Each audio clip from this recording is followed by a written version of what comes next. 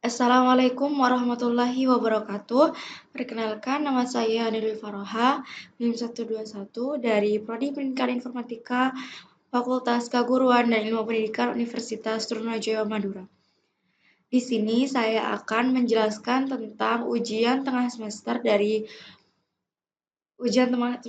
dari mata kuliah Inovasi Pembelajaran, yaitu tentang metode inovatif untuk siswa di Pulau Madura, serta keterampilan yang harus dimiliki oleh siswa di abad ke-21.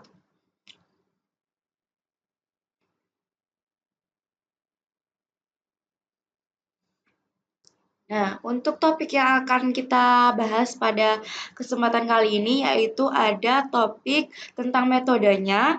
Untuk metode sendiri saya akan menggunakan project based learning, di mana untuk project based learning ini saya akan membahas beberapa hal atau beberapa aspek di dalamnya. Yang pertama itu pengertian, kemudian ada langkah-langkah, kemudian ada evaluasi. Nah, untuk evaluasi ini meliputi beberapa hal, yaitu penilaian kerja kelompok, kreativitas solusi, presentasi, dan refleksi individu maupun kelompok. Yang pembahasan ketiga yaitu keterampilan abad 21 yang harus dimiliki oleh peserta didik.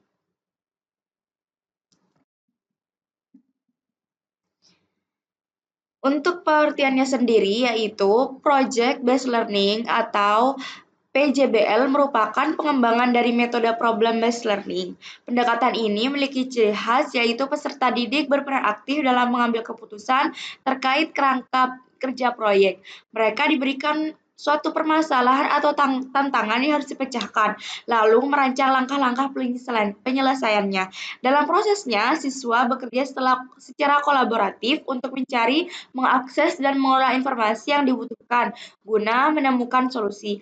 Evaluasi dilakukan secara berkelanjutan dan siswa juga diajak untuk merefleksikan setiap tahap kegiatan yang telah mereka jalani. Hasil akhir dari proses tersebut dinilai secara kualitatif. Selain itu, lingkungan belajar yang digunakan sangat terbuka terhadap kesalahan apapun perubahan yang terjadi selama proses berlangsung.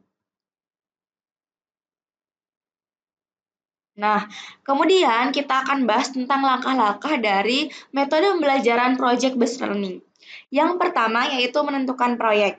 Penyampaian topik dalam teori oleh pendidik kemudian disusul dengan kegiatan pengajuan pertanyaan oleh siswa mengenai bagaimana memecahkan masalah. Selain mengajukan pertanyaan, siswa juga harus mencari langkah-langkah yang sesuai dengan dalam pemecahan masalah. Yang kedua yaitu perencanaan langkah-langkah penyelesaian dari proyeknya. Pendidik melakukan pengelompokan terhadap siswa sesuai dengan prosedur pembuatan proyek. Pada KD menerapkan komunikasi efektif, kehumasan menunjukkan ketidaktuntasan pada ranah kognitif. Kemudian siswa melakukan pemecahan masalah melalui kegiatan diskusi bahkan terjun langsung ke lapangan. Kemudian yang ketiga yaitu penyusunan jadwal proyek. Melakukan penetapan langkah-langkah serta jadwal antara pendidik dan siswa dalam penyelesaian proyek tersebut. Setelah melakukan batas waktu, maka siswa dapat melakukan penyusunan langkah serta jadwal dalam realisasinya. Yang kemudian yang keempat yaitu penyelesaian proyek dengan fasilitas dan monitoring guru. Metode pembelajaran inovatif kurikulum merdeka, integrasinya dengan keterampilan abad 21. Pemantauan yang dilakukan oleh pendidik mengenai keaktifan siswa serta menyelesaikan proyek serta realisasi yang dilakukan dalam penyelesaian pemecahan masalah. Siswa melakukan realisasi sesuai dengan jadwal proyek yang telah ditetapkan. Nah, kemudian yang kelima yaitu penyusunan laporan atau presentasi atau publikasi proyek. Pendidik melakukan diskus atau diskusi dalam pemantauan realisasi yang dilakukan pada peserta didik. Pembahasan yang dilakukan dijadikan laporan sebagai bahan untuk pemaparan terhadap orang lain atau kepada wali murid. Kemudian yang keenam yaitu evaluasi proyek dan proyek hasil.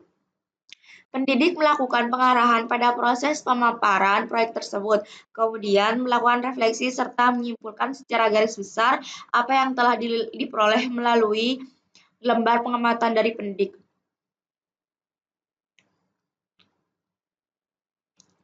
Kemudian kita beralih ke pembahasan kedua yaitu evaluasi.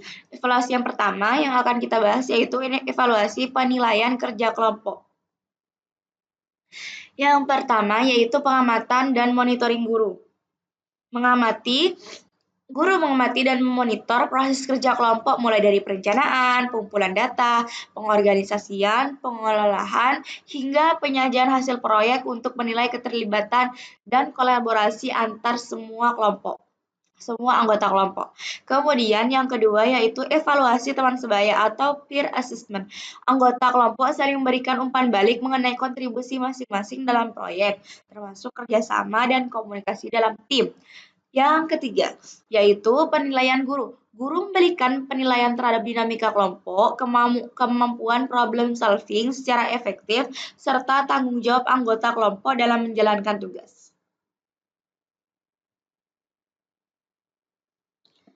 Nah, selanjutnya kita bahas yaitu evaluasi penilaian kreativitas solusi. Penilaian kreativitas solusi yang dimaksud ini adalah kreativitas sebagaimana kreatif siswa dalam menemukan solusinya terhadap proyek yang telah disiapkan oleh pendidik. Yang pertama yaitu kriteria kreativitas, menilai kemampuan siswa dalam menghasilkan ide-ide baru, solusi inovatif, dan produk akhir yang orisinal, serta relevan dengan masalah yang tengah dihadapi. Yang kedua yaitu instrumen penelitian kreativitas.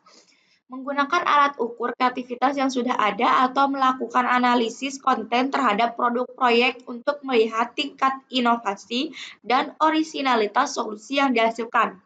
Yang ketiga yaitu perbandingan perkembangan kreativitas yang bermakna yaitu membandingkan tingkat kreativitas siswa sebelum dan sesudah pelaksanaan proyek untuk melihat perubahan yang signifikan.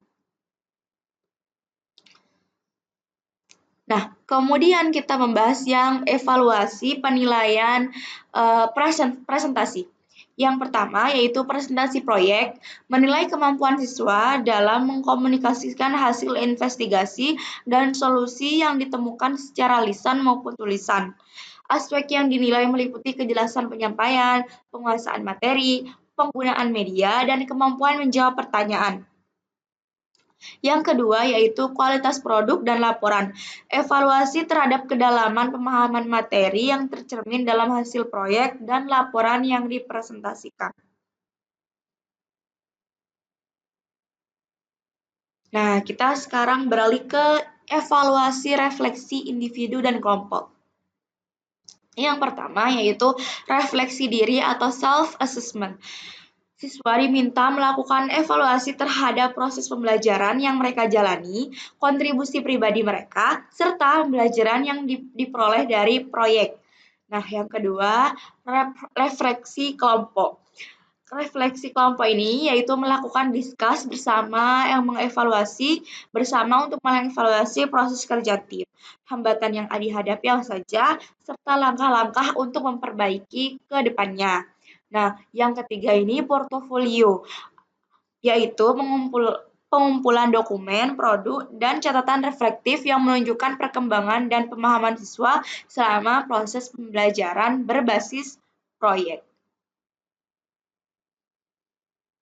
Nah, kita beralih ke pembahasan ketiga yaitu keterampilan abad 21. Apa saja sih keterampilan yang harus dimiliki oleh siswa pada pembelajaran abad ke-21? Yang pertama yaitu berpikir kritis dan pemecahan masalah. Nah, kemampuan ini untuk menganalisis informasi secara mendalam, mengevaluasi argumen, dan membuat keputusan yang masuk akal berdasarkan data atau bukti yang ada. Yang kedua yaitu kreativitas dan inovasi, yaitu kemampuan untuk menciptakan ide-ide baru, memecahkan masalah dengan cara unik, serta menghasilkan produk atau gagasan yang orisinal dan berguna. Yang ketiga yaitu kolaborasi dan komunikasi, kemampuan bekerja sama secara efektif dengan orang lain serta menyampaikan gagasan secara baik dan jelas, baik secara lisan maupun tertulis. Kemudian yang selanjutnya yaitu literasi digital dan teknologi, yaitu kemampuan menggunakan teknologi informasi dan komunikasi secara efektif, etis, dan produktif dalam belajar maupun kehidupan sehari-hari. Kemudian yang selanjutnya yaitu kemandirian belajar dan manajemen diri. Kemampuan untuk mengatur, menetapkan tujuan belajar sendiri, dan bertanggung jawab atas kemajuan diri sendiri tanpa harus diarahkan oleh guru atau pendidik. Terima kasih, cukup sekian yang dapat saya jelaskan untuk tugas ujian tengah semester mata kuliah inovasi pembelajaran. Semoga bisa bermanfaat. Kurang lebihnya saya mohon maaf. Wassalamualaikum warahmatullahi wabarakatuh.